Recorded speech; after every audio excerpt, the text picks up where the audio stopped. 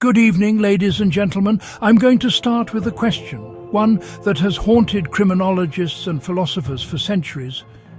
What makes someone born to kill? Is it a dark seed planted by fate, a pre-written destiny from which there is no escape? Or is it something more insidious? 1,000 small choices, each one seemingly insignificant, that slowly warp a soul over time until it is unrecognizable. Our story takes us to Baton Rouge, Louisiana, during a decade shrouded in anxiety, the 1990s. It was a city on edge. Women were vanishing from their own neighborhoods. A palpable fear spread like a contagion, locking doors and breeding suspicion. The whispers on the street, the headlines in the papers, they all blamed one monster. But there wasn't just one, there was another moving silently in the periphery. Meet Sean Vincent Gillis. By day, he was utterly unremarkable. He worked odd jobs, a face in the crowd you wouldn't look at twice. He was in a long-term relationship, a picture of domestic stability to anyone who cared to look. His life was a quiet, predictable routine. But this normalcy was a meticulously crafted mask. Because underneath it all, when darkness fell, he was stalking the night. For a full decade, from 1994 to 2004, he hunted the streets of Baton Rouge. He was a second predator, hiding in the long shadow cast by a more infamous killer, Derek Todd Lee. That other case soaked up the headlines, the resources, the public's terror. The city and its law enforcement aimed its spotlight squarely elsewhere. And this diversion gave Gillis the perfect cover. He kept moving in the dark, unnoticed.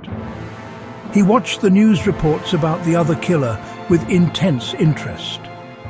He tracked the city's panic, not with fear, but with a cold, analytical curiosity.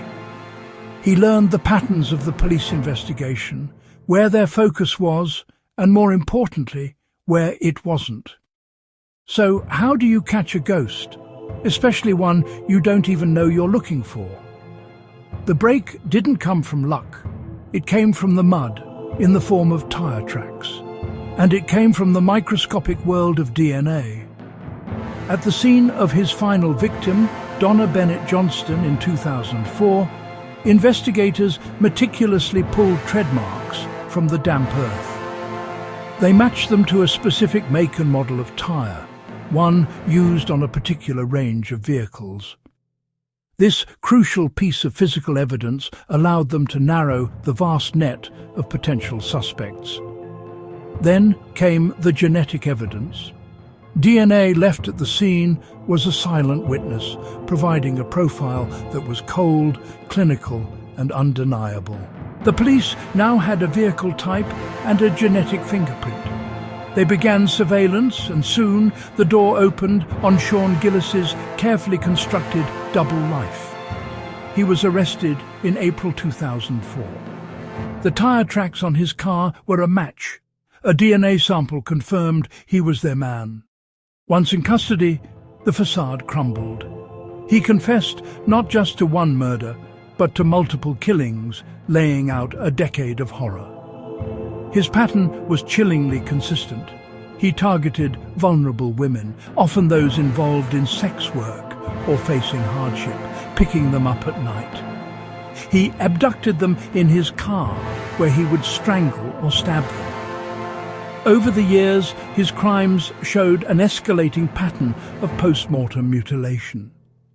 He kept digital photos of his victims, and even body parts, as grotesque trophies, chilling evidence later used against him in court.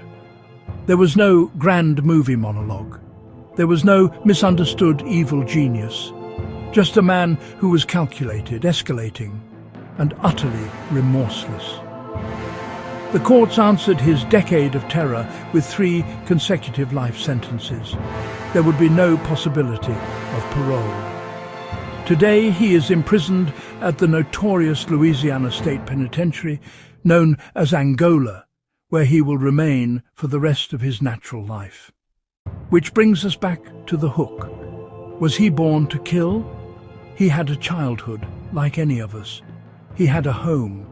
He had people who knew him, who saw him every day. He wasn't a creature from a cave, a boogeyman from a fairy tale.